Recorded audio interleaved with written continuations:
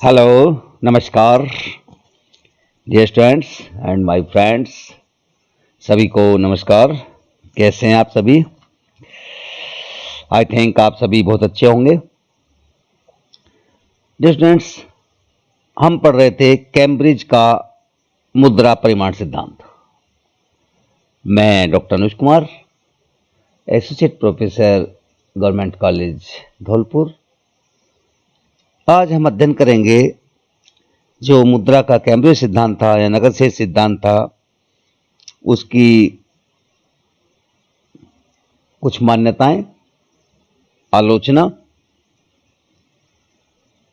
उसकी फिशर के सिद्धांत से तुलना, फिशर और कैम्ब्रिज समीकरणों की तुलना, और फिर कैम्ब्रिज विचारधारा की श्रेष्ठता का अध्ययन आज हम करेंगे। कैम्ब्रिज दृष्टिकोण की मान्यताएं, जैसा कि पहले भी हम जब चैप्टर शुरू किया था तो देखी थी। इसमें के को स्थिर माना गया है, मुद्रा की पूर्ति बाहर से दी हुई मानी गई है, अर्थात मौद्रिक प्राधिकारी जो है वो उसको निर्धारित करते हैं। पूर्ण रोजगार की मान्यता ली गई है। ये कुछ आपकी मान्यताएं थी, उनके आधार पर आपका जो 4 समीकरण दिए गए मार्शल, पीगू, केन्स और रॉबर्टसन ने। यदि हम कैम्ब्रिज दृष्टिकोण की थोड़ी आलोचना की बात करें तो इसमें उपभोग की वस्तुओं पर ध्यान सीमित करने से इसका महत्व कम हो गया है। उपभोग की वस्तुओं पर ध्यान सीमित किया गया है केवल। इसी प्रकार कैम्ब्रिज में बैंक जमा राशियों जैसे चालू बचत व स्थिर जमा राशियों के बदलते अनुपात पर ध्यान नहीं दिया गया है। इसी प्रकार कैम्ब्रिज दृष्टिकोण में मुद्रा की मांग के लिए सौदा उद्देश्य पर विचार नहीं किया गया है, ट्रांजैक्शन अप्रोच पर। इसमें के का प्रभाव तो नकद कोषों पर स्वीकार किया गया है, लेकिन वास्तविक स्थिति यह है कि मुद्रा की मात्रा के परिवर्तनों से आर व के दोनों प्रभावित होते हैं। प्रासंगिक व्याख्या का अभाव है। यह एक ऐसा पर्याप्त मौद्रिक सिद्धांत नहीं है जिसके द्वारा अर्थव्यवस्था में मूल्यों की प्रासंगिक परिवर्तियों की व्याख्या की जा सकती हो। इस प्रासंगिक संसार की जटिल आर्थिक समस्याओं की व्याख्या करने में यह सिद्धांत असफल रहा है। इसी प्रकार से इस सिद्धांत में मुद्रा की जो सट्टा की मांग है उस पर प्रकाश नहीं डाला गया है। अवहेलना की गई है उसकी। इसी प्रकार ब्याज दर की भूमिका को मान्यता देने में भी यह सिद्धांत असफल रहा है। इसमें मुद्रा की पूर्ति में परिवर्तन कीमतों से प्रत्यक्ष संबंध रखते हैं, जो कि उचित नहीं है। इस संदर्भ में डॉन पैटनकिन ने बताया कि नकदी से समीकरण में ब्याज की दर की उपेक्षा से यह भ्रम पैदा होती है कि इस दर की प्रतिष्ठित स्थिरता केवल उस विशेष परिस्थिति में रहती है जब ब्याज दर मुद्रा की मांग को प्रभावित नहीं करती है, अर्थात ब्याज दर के प्रभाव की अवहेलना इस सिद्धांत में की गई है। इसी प्रकार से हम कह सकते हैं कि कैम्ब्रिज दृष्टिकोण व्यापार चक्रों की व्याख्या करने में भी असमर्थ रहा है, पूर्ण रूप से व्याख्या नहीं कर पाया है। इस सिद्धांत में मूल्य सिद्धांत और मुद्रा सिद्धांत के जो समन्वय होना चाहिए उसका अभाव है।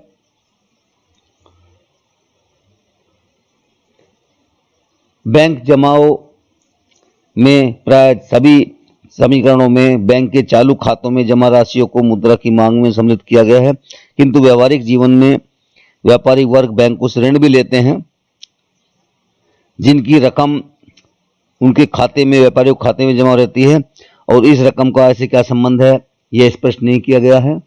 यह सिद्धांत वास्तविक तत्वों के प्रभाव की भी अवहेलना करता है। तो ये कुछ आलोचनाएं इसकी हैं। यदि हम आगे चर्चा करें फिशर और कैम्ब्रिज विचारधारा की तुलना, दोनों में क्या। फिशर और कैम्ब्रिज अर्थशास्त्रों के दृष्टिकोण में मुद्रा के मुख्य निर्धारण संबंधी विचारों में कुछ समानताएं होने के साथ साथ मौलिक अंतर भी हैं। यदि बैंक निक्षेपों को ध्यान में न रखा जाए तो दोनों समीकरण का स्वरूप जो है वो कुछ इस प्रकार का होगा, जैसे कि फिशर का समीकरण P equal to mv upon T और कैम्ब्रिज समीकरण या पी हुआ समीकरण है ये P equal to m upon K R. यदि हम समानताओं की बात करें तो दोनों सिद्धांत में मुद्रा परिमाण को मूल्य निर्धारण का घटक माना गया है। इसी प्रकार जो दोनों ही सिद्धांत हैं उनमें बीजगणितीय समीकरणों का प्रयोग किया गया है, जैसे कि अभी समीकरण हमने दो पढ़े हैं। दोनों में साख मुद्रा व बैंक निक्षेपों को मुद्रा पूर्ति में सम्मिलित किया गया है और दोनों ही प्रकार के जो समीकरण हैं, चाहे वो कैम्ब्रिज दृष्टिकोण है या फिशर का दृष्टिकोण है, उनमें समान बीज चिन्हों का प्रयोग किया गया है, जैसे MV में M और T इक्वल टू KR, क्योंकि KR उस राशि की ओर संकेत करती है जो वस्तु और सेवाओं के लिए चाहिए और नकद रूप में रखा जाता है। P में मूल्य स्तर का सूचक है दोनों ही समीकरणों में। तो ये कुछ समानताएं हैं। यदि हम असमानता की बात करें तो दृष्टिकोण में मौलिक अंतर है। कैम्ब्रिज सिद्धांत नकद शेष दृष्टिकोण पर आधारित है, जिसमें मुद्रा के संचय कार्य पर जोर दिया गया है, जबकि फिशर का सिद्धांत व्यावसायिक दृष्टिकोण ट्रांजैक्शन अप्रोच पर आधारित है, जिसमें मुद्रा के विनिमय माध्यम पर अधिक जोर दिया गया है। इसी प्रकार से मूल्य परिवर्तन घटक, कैम्ब्रिज सिद्धांत मुद्रा की मांग को मूल्य स्तर में परिवर्तन का कारण मानते हैं। मुद्रा की मांग को मूल्य स्तर में परिवर्तन का घटक मानते हैं, जबकि फिशर मुद्रा की पूर्ति को मूल्य स्तर में परिवर्तन का मुख्य घटक मानते हैं। अर्थात फिशर मुद्रा की पूर्ति पर जोर देते हैं, जबकि कैम्ब्रिज अर्थशास्त्री जो हैं वो मुद्रा की मांग पर अधिक जोर देते हैं। इसी प्रकार हम बात करें स्थिरता की बात करें, फिशर ने मुद्रा की मांग को स्थिर माना है और मुद्रा की पूर्ति में परिवर्तनों को मूल्य में परिवर्तन का कारण माना है, जबकि कैम्ब्रिज दृष्टिकोण मुद्रा की पूर्ति को स्थिर मानते हैं और मुद्रा की मांग जो है वो परिवर्तनशील मानी गई है। इसी प्रकार समय के संबंध में भिन्नता, कैम्ब्रिज सिद्धांत अल्पकालीन और समय बिंदु, एक पर्टिकुलर बिंदु या पॉइंट ऑफ टाइम को दिखलाता है, जबकि फिशर का सिद्धांत दीर्घ सिद्धांत है और समयावधि का मतलब पीरियड ऑफ टाइम पर ध्यान देता है। यदि हम बात करें मुद्रा की मात्रा में कैम्ब्रिज विचारधारा मुद्रा की मात्रा का संबंध उस नकदी से है जो जनता द्वारा समय विशेष में तरल रूप में रखे जाने के लिए उपलब्ध है, अपने पास नकद रूप में रखते हैं, जबकि फिशर का सिद्धांत मुद्रा की उस कुल मात्रा पर आधारित है जो आदान प्रदान के ट्रांजैक्शन के काम आती है, सौदों के काम आती है। इसी प्रकार से चलन वेग, फिशर के सिद्धांत में मुद्रा के चलन वेग पर बल दिया गया है, जबकि कैम्ब्रिज सिद्धांत नकद कोषों पर बल देता है।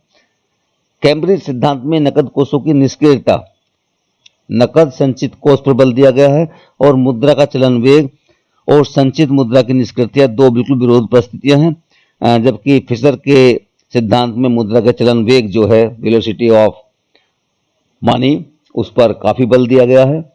ये दोनों में एक अंतर है। इसी प्रकार वस्तुओं के आधार में भिन्नता,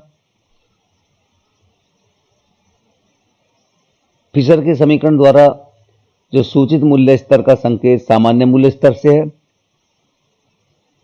जबकि कैम्ब्रिज समीकरण में उपभोग वस्तुओं के मूल्य स्तर से है। इसी प्रकार वस्तुओं के आधार पर देखें, फिशर के समीकरण में मुद्रा मूल्य निर्धारण में उत्पादन व उपभोग सभी वस्तुओं का समावेश है, जबकि कैम्ब्रिज सिद्धांत में उपभोग वस्तुओं को ही महत्व दिया गया है। ये भी अंतर है। यदि हम व्यवहारिकता की बात करें तो फिशर का सिद्धांत दीर्घकालीन है, अतः व्यवहारिक दृष्टि से कम महत्वपूर्ण है, जबकि कैम्ब्रिज दृष्टिकोण अल्पकालीन है, जो व्यवहारिक और श्रेष्ठ है। यदि हम प्रकृति की बात करें, फिशर के सिद्धांत में मुद्रा की चलन गति का अध्ययन किया जाता है, जो एक यांत्रिक क्रिया है, जबकि कैम्ब्रिज सिद्धांत मनोवैज्ञानिक है, जिसमें मुद्रा के स्वभाव का अध्ययन किया जाता है। तो ये कुछ अंतर हैं। कैम्ब्रिज सिद्धांत अल्पकालीन, व्यावहारिक और श्रेष्ठ है, जबकि फिशर का सिद्धांत दीर्घकालीन है, अतः व्यावहारिक दृष्टि से कम महत्वपूर्ण है। तो ये कुछ असमानताएं हैं। जैसे कि अब समय की बात करें तो इसको ऐसे भी कह सकते हैं कि कैम्ब्रिज समीकरण मुद्रा को स्टॉक माना गया है, जबकि फिशर के समीकरण में मुद्रा को प्रवाह माना गया है।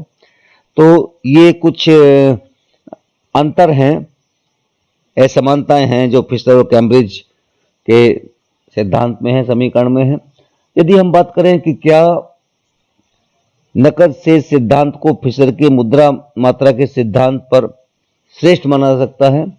मुद्रा परिमाण सिद्धांत की फिशर द्वारा जो व्याख्या की गई है, कैम्ब्रिज अर्थशास्त्रियों द्वारा दी गई व्याख्या से निश्चित रूप से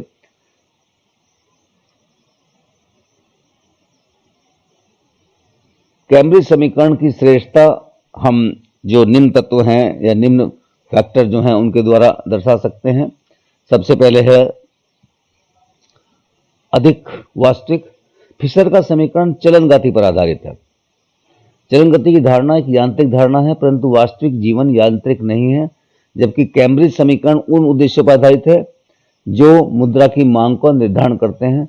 ये उद्देश्य मनुष्य के व्यवहार या सामाजिक जीवन से संबंधित है, इसलिए समीकरण अधिक वास्तविक है। इसी प्रकार से हम बात कर सकते हैं मानवीय आकांक्षा का महत्व। मुद्रा की मात्रा का नकद शेष सिद्धांत व्यक्तिगत उद्गारों, उद्देश्यों, निर्णयों, सभी आर्थिक क्रियाओं का आधार मानता है, जिसको फिशर के सिद्धांत में कोई स्थान नहीं दिया गया है। इसी प्रकार हम बात कर सकते हैं कारण और परिणाम। फिशर का समीकरण मुद्रा की मात्रा तथा सामान्य कीमत स्तर के कारण परिणाम संबंध को स्पष्ट नहीं करता है, जबकि नकद शेष समीकरण या नकद शेष सिद्धांत मुद्रा की मात्रा स्थिर रहने पर मुद्रा की मांग में परिवर्तन से कीमतों में परिवर्तन कैसे होता है इसको बताता है। एक पक्षीय सिद्धांत नहीं है, दोनों चीज में देखी गई है।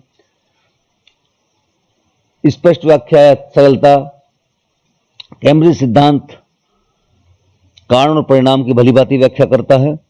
मुद्रा को तरल रूप में रखने की इच्छा में परिवर्तन से ही कीमत स्तर में परिवर्तन आ जाता है, चाहे मुद्रा व साख की मात्रा यथावत रहे या इसमें कोई परिवर्तन हो। इसी प्रकार से हम बात कर सकते हैं कि कैम्ब्रिज सिद्धांत के आधार पर ही तरलता अधिमान का प्रतिपादन हुआ, जो आयत रोजगार के निर्धारण के आर्थिक संकटों को नियंत्रित करने के लिए सीमाओं को स्पष्ट करने में सहायक है। तरलता अधिमान का विचार यहीं से लिया गया। सरल गणना है, सरल है। कैम्ब्रिज सिद्धांत कारण परिणाम जैसे कि हमने देखा भलीभांति व्याख्या करता है कि मुद्रा को तरल रूप में रखने की इच्छा में परिवर्तन से कीमत स्तर में कैसे परिवर्तन होते हैं। कैम्ब्रिज समीकरण में के तथा आर की गणना फिशर के समीकरण वी और टी की तुलना में सरल है, क्योंकि यह बताना अधिक सरल है कि लोग नकदी के रूप में कितनी मुद्रा अपने पास रखते हैं। इसी प्रकार से हम बात कर सकते हैं व्यापार चक्रों का स्पष्टीकरण या व्यापार चक्रों की व्याख्या। कैम्ब्रिज सिद्धांत अल्पकालीन कारणों की व्याख्या करता है कि मंदी काल में लोगों की तरलता पसंदगी बढ़ जाने के कारण मुद्रा की मांग बढ़ जाती है, अतः मुद्रा का मूल्य भी बढ़ जाता है। इसके विपरीत मुद्रास्फीति के समय तरलता पसंदगी कम हो जाती है, मुद्रा की मांग व उसका मूल्य भी कम हो जाता है। इस प्रकार यह सिद्धांत व्यापार चक्रों की स्पष्ट व्याख्या करता है। इसी तरह से मुद्रा की मांग की विस्तृत व्याख्या अल्पकालीन सिद्धांत है, कैम्ब्रिज अधिक उपयुक्त है, रोजगार की सभी स्थितियों में लागू होता है। ये फिशर का समीकरण केवल पूर्ण रोजगार की स्थिति में लागू होता है क्योंकि टी स्थिर रहता है और कैम्ब्रिज समीकरण रोजगार की सभी परिस्थितियों में अल्प रोजगार में भी लागू होता है। मुद्रा के मूल्य का राष्ट्रीय आय से संबंध, जो कैम्ब्रिज या नकद शेष समीकरण की श्रेष्ठता इस कारण भी है कि यह मुद्रा के मूल्य को राष्ट्रीय आय से संबंधित करता है। राष्ट्रीय आय ही नकद कोष के मुद्रा की मांग का निर्धारण तत्व है। इसी प्रकार हम कह सकते हैं कि फिशर का पी क्रय विक्रय समाप्त होने के बाद का चित्र प्रस्तुत करता है, जबकि कैम्ब्रिज समीकरण क्रय विक्रय से पूर्व का चित्र प्रस्तुत करता है। इस प्रकार यह अधिक उपयोगी हो सकता है क्योंकि आय प्राप्तकर्ता को यह ज्ञात हो जाता है कि मुद्रा क्या और कितना खरीद सकती है, पहले पता चल जाता है। तो इसी प्रकार से हम बात कर सकते हैं कि व्यक्तियों का व्यवहार, नकद शेष समीकरण के द्वारा व्यक्तियों के व्यवहार का वर्णन किया जा सकता है। जैसे कि मान सकते हैं कि के का मूल्य 0.5 है। इसका अर्थ हुआ कि व्यक्ति अपनी आय का 50% नकदी के रूप में रखना चाहेगा और इसकी सहायता से हम नकदी अधिमान संबंधी एक सूची प्राप्त कर सकते हैं। तो ये कुछ तत्व हैं जो कैम्ब्रिज सिद्धांत की, फिशर के सिद्धांत पर श्रेष्ठता दिखाते हैं। तो इसी को हम निष्कर्ष के रूप में कह सकते हैं कि मुद्रा के परिमाण सिद्धांत का कैम्ब्रिज समीकरण ऐसे कई दोषों से मुक्त है जिनके लिए फिशर के समीकरण की आलोचना की गई थी, और यही कारण है कि कैम्ब्रिज समीकरण फिशर के समीकरण पर श्रेष्ठ है। इसको हम उपयुक्त तत्वों के आधार पर कह सकता है कि नकद शेष समीकरण नए बीजगणितीय वस्त्र में पुराना मुद्रा समीकरण नहीं है। यह नए स्वरूप को में से प्रस्तुत किया गया एक नया विचार है। तो हम ये जो है कह सकते हैं कि कैम्ब्रिज सिद्धांत, मुद्रा का कैम्ब्रिज सिद्धांत वो फिशर के समीकरण या फिशर के सिद्धांत पर एक सुधार है, एक श्रेष्ठता रखता है। तो डियर स्टूडेंट्स, इस में इतना ही। आई थिंक ये आप समझ गए होंगे। इसको बुक से अपनी से पढ़ें, इसके नोट्स बनाएं। चीज़ वही है, हेडिंग अलग हो सकते हैं। कोई चीज़ समझ में नहीं आई तो मेरे को आप संपर्क कर सकते हैं, फ़ोन कर सकते हैं। ये चैप्टर हमारा यहीं पर समाप्त हो गया है, मुद्रा का परिमाण सिद्धांत। इसके दोनों दृष्टिकोण हमने पढ़ लिए हैं। Okay, thank you very much.